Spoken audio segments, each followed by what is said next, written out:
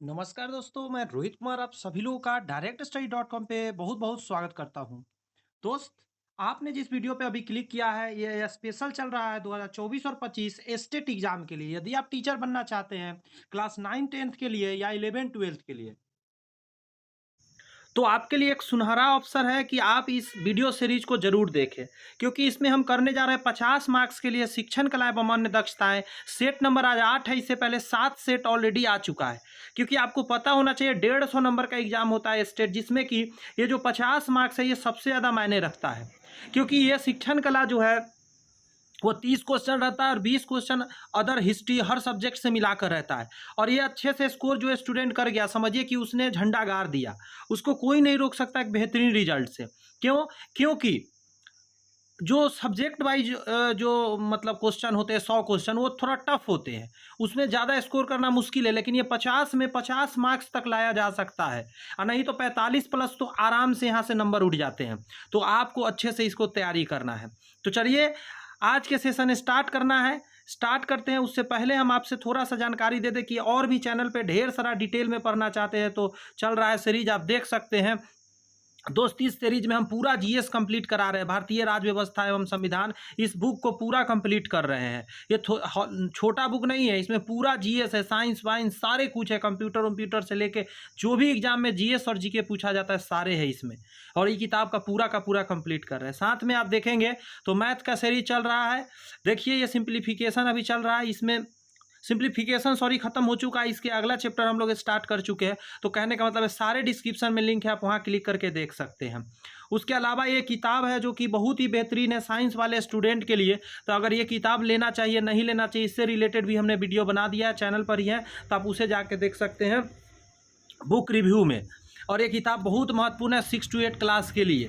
तो आज का सेशन स्टार्ट करते हैं। स्टार्ट करने से पहले मैं आपको बता दूं ये जो सेट है वो कब एग्ज़ाम में आया था।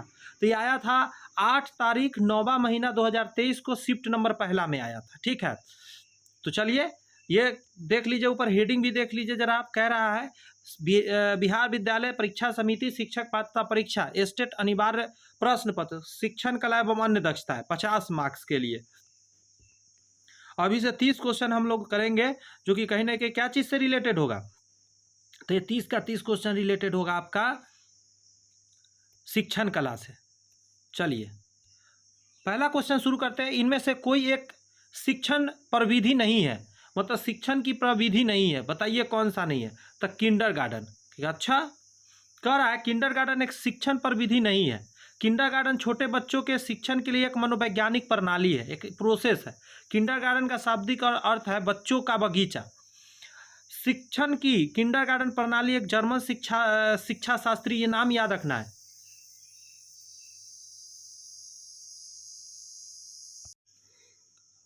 तो ये याद रखना है नाम, फ्रेडरिक फ्रोबेल का नाम याद है। किंडरगार्टन हमेशा क्वेश्चन आता कि किसने ये प्रणाली दिया था, तो दिया था फ्रेडरिक फ्रोबेल, जो कि जर्मनी के थे। इस विधि के अंतर्गत फ्रोबेल ने बच्चों को पौधों के रूप में और शिक्षकों को बागान अथवा माली के रूप में, बागबान या माली के रूप में चित्रित किया है कि उसको उस पेड़ पौधा का ख्याल रखना एक टीचर का जिम्मेदारी है। तो ध्यान रखिए वो विधि नहीं था।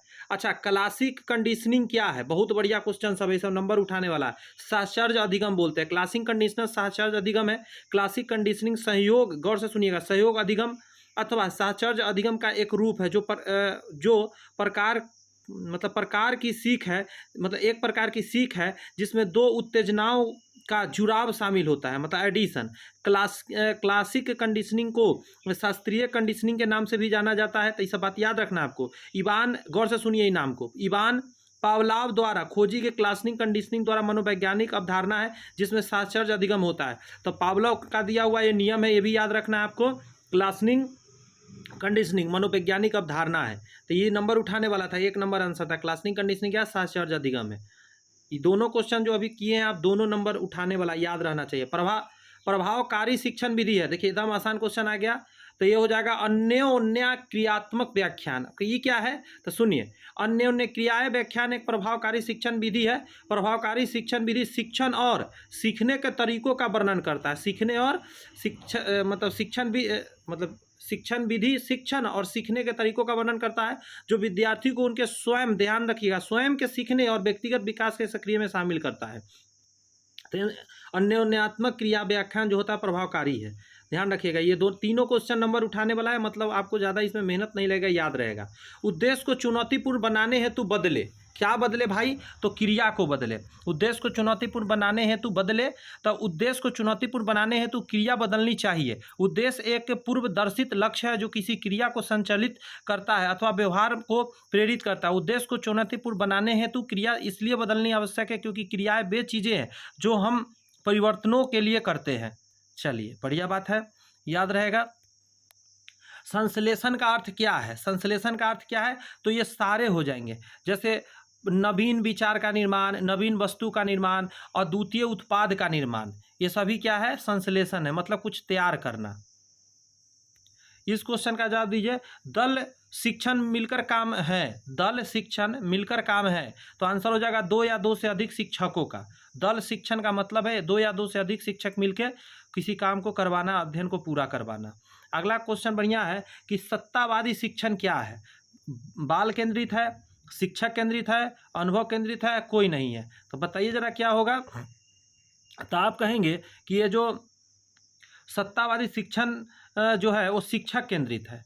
सत्ता सबसे नहीं लग रहा, जैसे कोई नेता आया है जो हेड बन गया है, उसी तरीका का। सत्तावादी शिक्षण पद्धति में शिक्षक छात्रों और शिक्षण प्रक्रिया का पूर्ण नियंत्रण रखता है।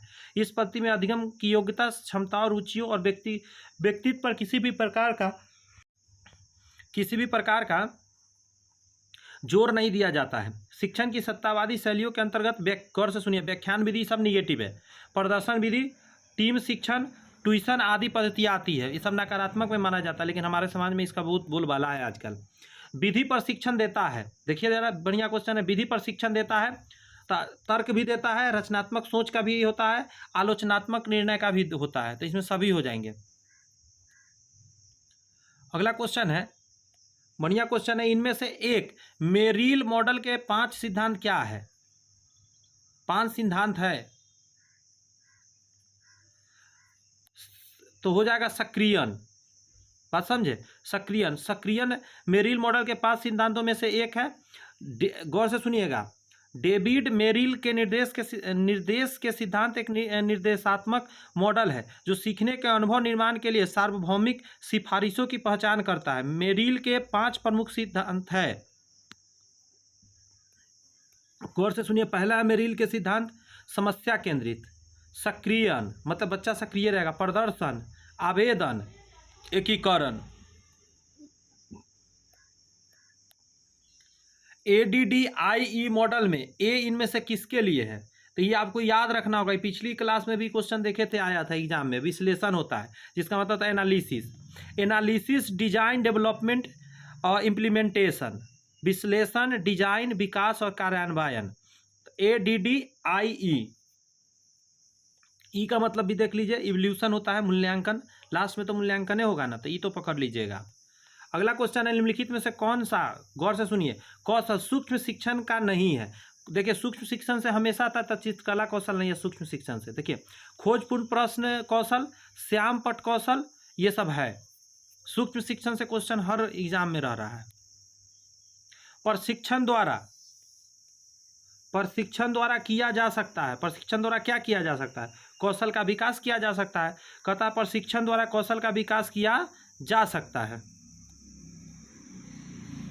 जब आप किसी को प्रशिक्षित करते हैं, उसको एक्टिव आइडिया देते हैं कैसे कोई काम करना है। शिक्षक प्रशिक्षण क्यों आवश्यक है? तो आंसर हो जाएगा, शिक्षण कौशल बढ़ाता है। शिक्षण जो है, शिक्षण प्रशिक्षण क्यों आवश्यक है, सॉरी शिक्षक प्रशिक्षण क्यों आवश्यक है? तो शिक्षण से कौशल बढ़ता है, ध्यान रखना है। इस क्वेश्चन को बताइए। क्वेश्चन कह रहा है कि निम्नलिखित में से कौन सी विधि कक्षा में काफ़ी बार उपयोग की जा सकती है? कौन सा है जो काफ़ी बार उपयोग की जा सकती है? केस अध्ययन, अवलोकन, प्रयोगात्मक। बताइए जरा इनमें से क्या होगा। तो बार बार करने का चीज़ है वो अवलोकन है। कहता है अवलोकन एक ऐसी विधि है जो कक्षा में काफ़ी बार प्रयोग किया जा सकती है। कक्षा का अवलोकन शिक्षण का एक महत्वपूर्ण हिस्सा होता है, समझे। अगला क्वेश्चन पर आइए। ये सब नंबर दिलाएगा आपको। थोड़ा एक बार अच्छे से देख लीजिए, दोबारा देख लीजिए। बच्चों के सीखने के लिए किस प्रकार का कक्षा वातावरण अधिक अनुकूलन है। अब कैसा वातावरण बनाइएगा कक्षा का, तो आंसर दीजिएगा कक्षा का भौतिक वातावरण। भौतिक वातावरण सही होना चाहिए। पाठ्य पुस्तक का कक्षा में क्या उपयोग है, कितना बढ़िया क्वेश्चन है। तो ये हो जाएगा आपका शैक्षणिक उद्देश्य की प्राप्ति हेतु पाठ्य पुस्तक होता है कि आपको जो शिक्षा प्राप्त करना है पाठ्य पुस्तक के मदद से आप वो चीज़ प्राप्त कर सके ज्ञान। निम्नलिखित में से कौन सा कथन सत्य नहीं है, इसमें से गलत हम बता दे रहे हैं, सही वाला सब पढ़ लीजिए, हटा दीजिए। कह रहा है ये सही है दोनों, तो इसको पढ़ते हैं। पाठ्य पुस्तक के माध्यम से छात्रों के स्मरण शक्ति का विकास होता है, पाठ्य पुस्तक के माध्यम से छात्रों के तर्क शक्ति का विकास होता है, दोनों सही बात है। यदि सेशन दोस्त बढ़िया लग रहा है कि एकदम सही चीज़ आपके लिए खोज कर लाए हैं, तो ज़रूर लाइक कर दीजिए सेशन को।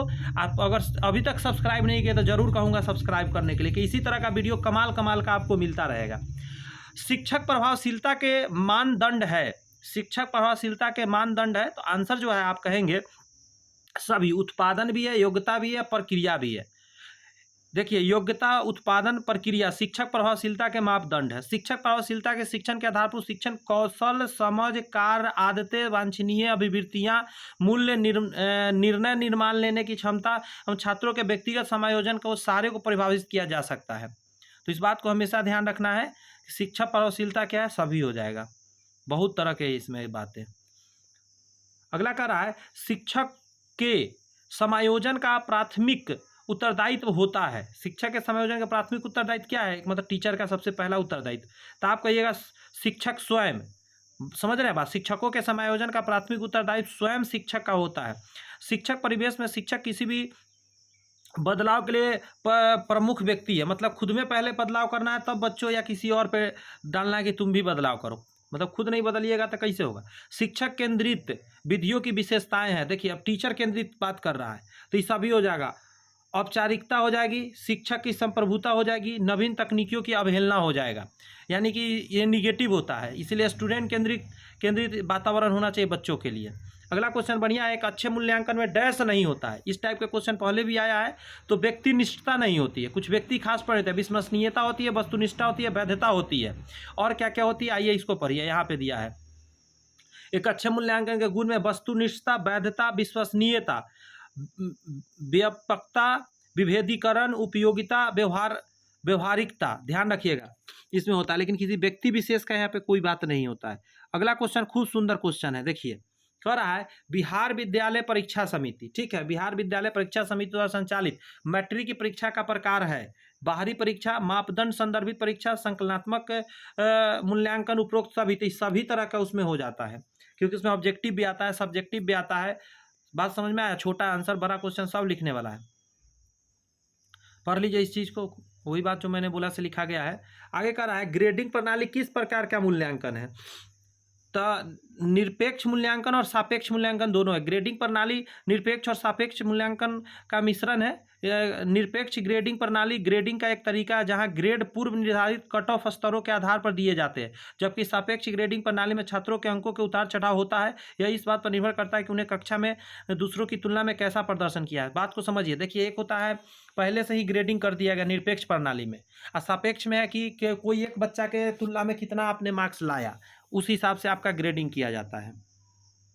वैसे निगेटिव में काउंट आता है। ग्रेडिंग प्रणाली अच्छा नहीं माना जाता है। विषय वस्तु की रूपरेखा क्या है, तो पाठ्यक्रम है। विषय वस्तु पाठ्यक्रम, सीधी बात। अगला है कि कक्षा के वातावरण मूल्यों, मानकों और विश्वास का प्रसारण है। क्या है, तो आंसर हो जाएगा छिपा हुआ पाठ्यक्रम। कक्षा के वातावरण मूल्यों, मानकों और विश्वास का प्रसारण है, तो ये हो जाएगा छिपा हुआ पाठ्यक्रम। कक्षा के वातावरण मूल्य, मानकों और विश्वास का प्रसारण छिपा हुआ पाठ्यक्रम के अंतर्गत आता है। छिपा हुआ पाठ्यक्रम, गौर से सुनिए, अलिखित, अनौपचारिक, अक्सर अनपेक्षित पाठ को, मूल्यों और दृष्टिकोण को संदर्भित करते हैं जो छात्र स्कूल के अंतर्गत सीखते हैं। छिपा हुआ पाठ्यक्रम अध्ययन के पाठ्यक्रम का हिस्सा नहीं होता है, यानी बच्चा एक्स्ट्रा क्या सीखा स्कूल में आने के बाद। अरे नीचे भी एक क्वेश्चन छूट रहा था। अधिगम को प्रभावित करने वाले मनोवैज्ञानिक कारक, इसमें से बताइए मनोवैज्ञानिक कारक कौन है। शिक्षा का है, विषय की प्रकृति है, छात्रों की रुचि है, छात्रों की जाति है। तो हमेशा अधिगम को प्रभावित करता है रुचि, यानी मोटिवेशन ऑफ स्टूडेंट। कह रहा है छात्रों की रुचि अधिगम को प्रभावित करने वाला मनोवैज्ञानिक कारक। अच्छा, मनोवैज्ञानिक पूछेगा तब। अधिगम एक व्यापक प्रक्रिया है। ऐसे अनेक कारक है जो अधिगम को प्रभावित करते हैं, जैसे पर्यावरण और व्यक्तिगत कारक दोनों। इसका जवाब दीजिए। 3 क्वेश्चन और है शिक्षण कला का। शिक्षण अधिगम प्रक्रिया है, बताइए। ऐसा क्वेश्चन नहीं है, अगर बना तो अनर्थ हो जाएगा। मूर्त से अमूर्त, सही है। पहले देखिए, मूर्त का मतलब जो दिख रहा है और उसके बाद जो नहीं दिख रहा है। सरल से जटिल, आसान से जटिल की ओर, ज्ञात से अज्ञात की ओर। पहले जो बच्चा जान रहा है उसको समझाइए, उसके बाद आगे बढ़िए। ये सब टेक्निक है, ये सब आप लोग सीटेट टीसा का तैयारी करते समय या आप अपने क्लास में ही पढ़े होंगे। ज्ञात से अज्ञात की ओर अच्छा माना जाता है, मूर्त से अमूर्त अच्छा माना जाता है, प्रत्यक्ष या अप्रत्यक्षता, विशेष से सामान्य अच्छा माना जाता है, विश्लेषण से संश्लेषण माना जाता है, पूर्ण से अंश माना जाता है, सरल से जटिल माना जाता है, आगमन से निगमन। ध्यान रखिए, फिर बोल देता हूँ। आगमन से निगमन, सरल से जटिल, पूर्ण से अंश, मतलब पहले सौसा तब आधा की बात समझाइए। विश्लेषण से संश्लेषण, पहले तोड़ना सिखाइए फिर जोड़ना सिखाइए। विशेष से सामान्य, विशेष कुछ खास चीज से नॉर्मल चीज के ऊपर जाइए। प्रत्यक्ष से अप्रत्यक्ष, जो दिख रहा है उसको समझाइए तब नहीं दिखने वाला। मूर्त, जो सामने दिख रहा है उसका अमूर्त। ज्ञात से अज्ञात की ओर जाइए। ये सब टेक्निकली वर्ड पर फोकस रखिएगा, तब जाके सही जवाब दे पाइएगा। देखिए कितना अच्छा क्वेश्चन है। इनमें से कौन सा कारक शिक्षण अधिगम को प्रभावित नहीं करता है? तो भौगोलिक सीमा नहीं करता है, परिपक्वा करता है, तत्परता करता है, मतलब एक्साइटमेंट, आकांक्षा का स्तर करता है। नीचे दिया गया क्या क्या शेष देखिएगा, ये सब प्रभावित करता है। आइए पढ़ लेते हैं। पहला तो है व्यक्तिगत कारकों में से शारीरिक स्वास्थ्य। स्वास्थ्य सबसे इंपॉर्टेंट। स्वास्थ्य अच्छा तब ये पढ़ने में मन लगेगा। आयु भी, परिपक्वता आएगा, भावना स्थिति आएगा, रुचि, प्रेरणा, दृष्टिकोण, तत्परता, इच्छा, व्यक्तिगत लक्षण आदि शामिल है इसमें। अगला क्वेश्चन है स्मरण। स्मरण मतलब याद रखना कोई बात को। स्मरण के बारे में कह रहा है सैद्धांतिक शिक्षण सामग्री, दृश्य शिक्षण, स्मरण सहायक शिक्षण सामग्री, उपरोक्त सभी। क्या टिक मारिएगा स्मरण के लिए? तो चूंकि स्मरण है तो स्मरण सहायक सामग्री को ही टिक मारिएगा। लास्ट क्वेश्चन इसका देख लीजिए, शिक्षण कला का। हैंड्स ऑन अधिगम का लाभ है, बताइए। हाथ से करके उपयुक्त दोनों हो जाएगा। नए कौशलों को सीखना और प्रकृति से अंतःक्रिया के लिए प्रोत्साहित करना, ये दोनों शब्द उससे रिलेटेड हो जाएगा। देखिए अब यहाँ से हिस्ट्री स्टार्ट हो गया, यानी दूसरा सब्जेक्ट सब रहेगा। 1875 में कलकत्ता, अब कोलकाता हो गया, में स्थापित भारतीय लीग में कौन जुड़े थे? भारतीय लीग जो था उससे कौन जुड़ा था कलकत्ता से? तो आंसर हो जाएगा शिशिर कुमार घोष और शंभू चरण मुखर्जी। डिटेल पढ़ के समझा रहा हूं। 25 सितंबर 1875 को शिशिर कुमार घोष द्वारा इंडियन लीग की स्थापना कोलकाता में की गई। इसके अस्थायी अध्यक्ष शंभू चंद्र मुखर्जी थे। इस संस्था का मुख्य उद्देश्य लोगों में राष्ट्रवाद की भावना का विकास कर राजनीतिक शिक्षा को प्रोत्साहित कर देना था। ध्यान रखिएगा। आगे कह रहा है कि मूंगा रेशम का उत्पादन करने वाला भारत का एकमात्र राज्य कौन सा है? ये तो आपको एकदम अच्छे से पता होना चाहिए। आंसर हो जाएगा असम। कहाँ क्या होता है उसको बढ़िया से देखिए, ये वाला याद रखना, इससे क्वेश्चन हमेशा आता है। शहतूत रेशम कर्नाटक में होता है, पश्चिम बंगाल में होता है, पंजाब, मेघालय, उत्तर प्रदेश में होता है। माइंड में फिगर बनाइए कहाँ कहाँ है। कर्नाटक, मैं इधर नक्शा बनाता हूँ भारत का। मान लीजिए भारत का नक्शा है, कर्नाटक यानी यहाँ पे नीचे, कर्नाटक में होता है, पश्चिम बंगाल यहाँ पे, पंजाब यानी इस तरफ, और मेघालय यानी इस तरफ, और उत्तर प्रदेश यानी बीच में यहाँ पे। मतलब इस तरीका के जो क्षेत्र है ये। अच्छा, मूंगा रेशम कहाँ होता है? तो इस तरफ में असम में होता है मूंगा रेशम। अच्छा, ईरी रेशम कहाँ होता है? तो मध्य प्रदेश या बीच में, असम में होता है, इधर में, बिहार में होता है यहाँ पे, उसका उड़ीसा इधर में ही। टसर रेशम में होता है बिहार, उड़ीसा और मध्य प्रदेश में होता है। ये सब ध्यान रखना है कहाँ क्या होता है। फिर से एक बार बोल दे रहा हूँ, शहतूत रेशम कर्नाटक, पश्चिम, अच्छा ये मूंगा वाला ही पूछता जाता था एग्जाम में। शहतूत रेशम कर्नाटक, पश्चिम बंगाल, कर्नाटक वाला भी पूछता है। शहतूत रेशम पश्चिम बंगाल, पंजाब, मेघालय, उत्तर प्रदेश में होता है। मूंगा रेशम असम में होता है। ईरी रेशम मध्य प्रदेश में होता है, बीच में, असम, बिहार, उड़ीसा में होता है। टसर रेशम बिहार, उड़ीसा, मध्य प्रदेश में होता है। चलिए, बढ़िया बढ़िया क्वेश्चन आ रहा है, आप इसका जवाब दें। निम्नलिखित में से कौन सा मुद्रा अवमूल्यन का प्रभाव है? मुद्रा अवमूल्यन का प्रभाव क्या होगा? तो निर्यात में वृद्धि हो जाएगा। निर्यात, अच्छा आयात होता है बाहर से सामान आना, निर्यात मतलब बाहर को सामान जाना, ऐसे समझिए। अब इसको पूरा डिटेल दे रहा है, इसको समझते हैं। मुद्रा का मूल्य ह्रास या अवमूल्यन मतलब उसका ह्रास हो गया। ठीक है, का अस्थायी विनिमय दर प्रणाली में मुद्रा के मूल्य में गिरावट से है, मुद्रा का मूल्य गिर गया। डॉलर के मुकाबले रुपए कमजोर होना अवमूल्यन है। उदाहरण के लिए 1 अमेरिकी डॉलर 80 रुपये के बराबर हुआ करता था, अब 1 अमेरिकी डॉलर 87 के बराबर है, जिसका अर्थ है कि डॉलर के मुकाबले रुपए का अवमूल्यन हो गया, यानी 1 डॉलर को खरीदने में अधिक रुपए लगते हैं। सैद्धांतिक रूप से अवमूल्यन से निर्यात को बढ़ावा मिलता है।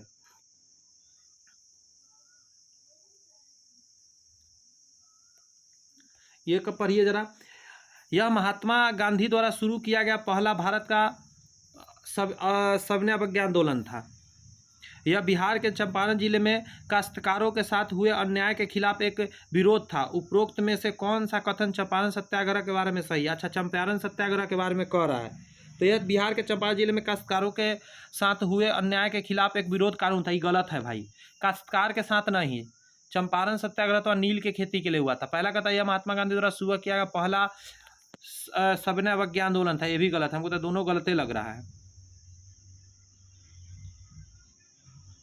अच्छा, ये तो दोनों सही कह रहा है, और के देखते हैं काहे हम गलत कहे हैं, इसमें सही काहे दिया है। कह रहा है कि चंपारण आंदोलन को भारत का पहला सविनय अवज्ञा आंदोलन कहा जाता है। अच्छा, कहाँ पे लिखा गया है भाई? यह आंदोलन गांधी जी के नेतृत्व में बिहार के चंपारण जिले में सन 1917 में हुआ, ये तो सही बात है। इसे चंपारण सत्याग्रह के नाम से जानते हैं, ये भी सही बात है। यह आंदोलन नील की खेती के विरोध में अंग्रेजों के लिए हुआ, ये भी सही है। उपयुक्त प्रश्नों के संदर्भ में दोनों कथन सत्य हो जाएगा। तो इसमें कहाँ कहा है? इसमें तो 1 मिनट पढ़ते हैं फिर से एक बार। यह महात्मा गांधी द्वारा शुरू किया गया पहला भारत का सविनय अवज्ञा आंदोलन था। तो चलो ठीक है, मैं मान लिया इस बात को कि मुझे नहीं आइडिया था, एक दिया हुआ होगा कहीं बुक में, तो ये तो ठीक है, सत्य हो गया। इसमें क्या है? यह बिहार के चंपारण जिले में काश्तकारों के साथ हुए अन्याय के खिलाफ है। अच्छा, काश्तकार किसाने था क्या जो नील का खेती करता था?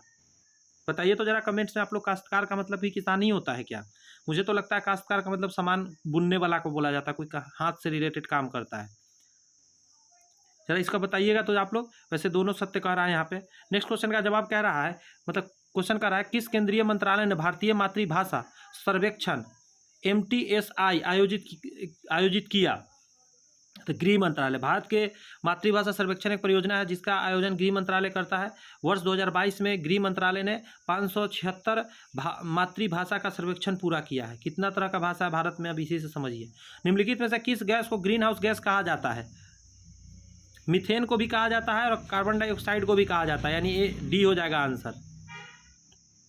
यहाँ देख लीजिए क्या क्या चीज़ को कहा जाता है। तो क्या क्या नाम है इसमें? कार्बन डाइऑक्साइड हो गया, मीथेन हो गया, नाइट्रस ऑक्साइड हो गया, क्लोरोफ्लोरोकार्बन हो गया, CFC, ओजोन भी होता है, वाष्प तो होता ही होता है। एक सेकेंड। एकीकृत, अगला क्वेश्चन कह रहा है कि एकीकृत अपशिष्ट प्रबंधन में कितने मुख्य घटक होते हैं? 2 मुख्य घटक होते हैं।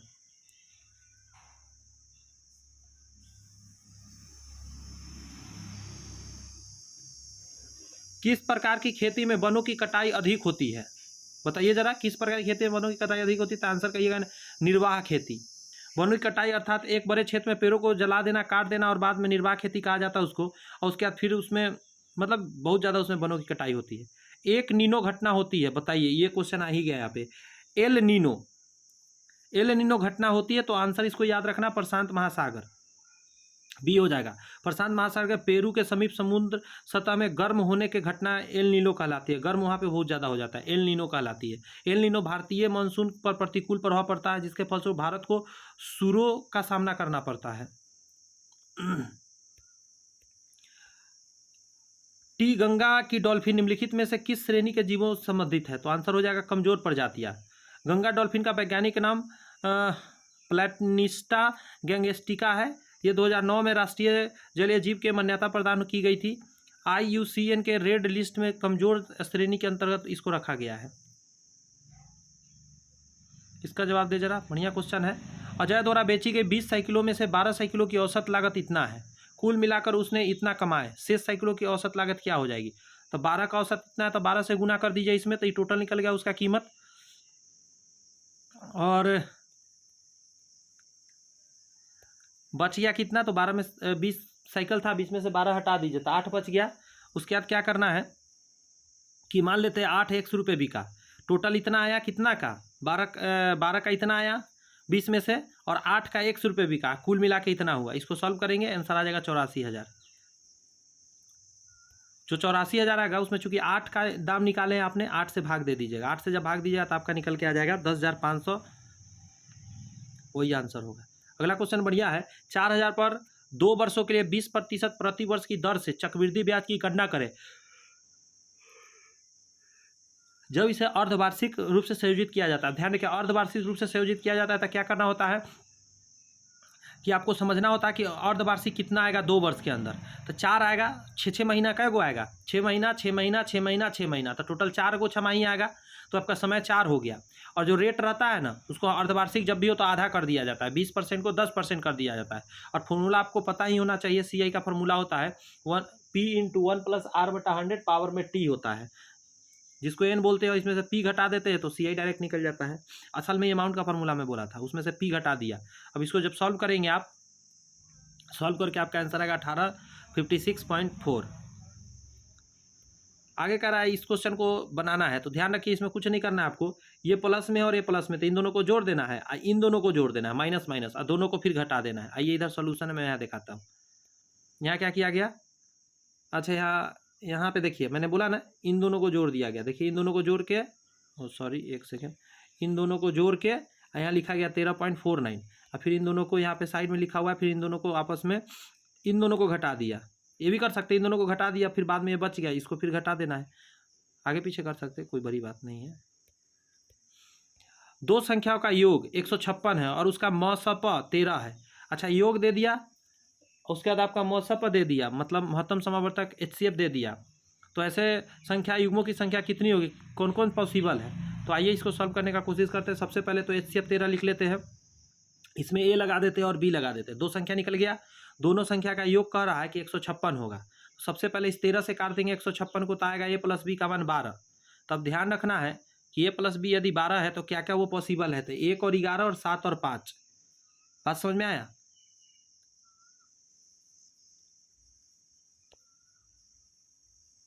तो 2 आंसर हो जाएगा, 2 सेट पॉसिबल है ऐसा।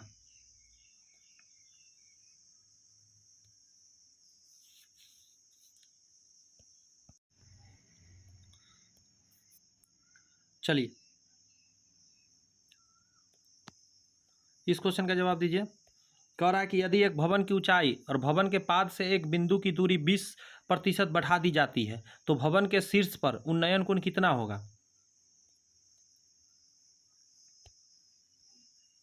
यहाँ देखिए, एक तो ये मैंने ये भवन बना लिया, AC भवन हो गया। यहाँ पे कोई कोण बन रहा होगा B बिंदु पर, तो अगर हम tan लगाते हैं तो tan थीटा बराबर होता है P/H, सॉरी P/B। तो इसके सामने P क्या होगा, AC, तो ऊपर AC लिखेंगे, B का मान क्या होता है, नीचे वाला होता है, तो ये हो जाएगा AB। मैं मान लिया कि इसको H कह दिया, सपोज करो कि इसको H मान लिया और नीचे वाला को X मान लिया, तो यहाँ पे वही आ गया tan थीटा बराबर H/X। अब जो कंडीशन कहेगा उस चीज़ को फुलफिल करते हैं। अच्छा 20% बढ़ाने का बात कह रहा है कि 20% बढ़ाया जाए, तो एज को 20% बढ़ाने का मतलब है दोनों को 20% बढ़ाना है, तो 20/100 20/100 हो जाएगा, तो कट गया फिर से, तो सेम रह गया। तो इमारत के शीर्ष पर ऊंचाई का कोण में बदलाव नहीं होगा। यदि क्वेश्चन को समझ लिए, दोनों को 20% बढ़ाया जाए, ऊंचाई के पाद और भवन दोनों को बढ़ा दिया गया। उमंग का मतलब उत्साह होता है, तो अपराध का मतलब क्या होता है, दुष्कर्म होता है।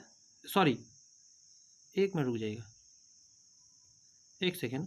उमंग का उत्साह, जिस पर उमंग और उत्साह दोनों एक दूसरे के समानार्थी है, उसी पर का अपराध और दुष्कर्म एक दूसरे के समानार्थी। वही तो मैं बोल रहा हूँ, मैं तो ठीक सही लगाया दुष्कर्म। यहाँ देखिए आंसर क्या दिया है, C दिया हुआ है, वही तो कहूँ, इसको काटो C ना। परमानंद का मतलब समझते हैं, आनंद से भी ऊपर परमानंद। तो यहाँ पे अपराध का मतलब आनंद आएगा, अपराध करके ऐसा नहीं होगा, दुष्कर्म होगा। दुष्कर्म और अपराध एक ही चीज़ है। ये आंसर गलत छपा हुआ है।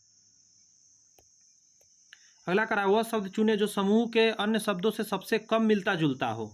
फर है, फर मतलब FIR, पूंछ, ट्रक और पंख, तो FIR ही हो जाएगा।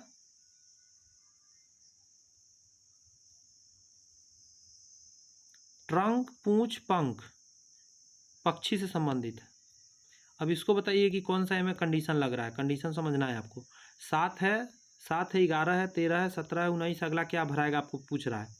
तो आप देखेंगे यहाँ 4 भरा, यहाँ 2 भरा, फिर 4 भरा, फिर 2 भरा, फिर 4 भरा दीजिए, आंसर आ जाएगा। बेसिक सा था।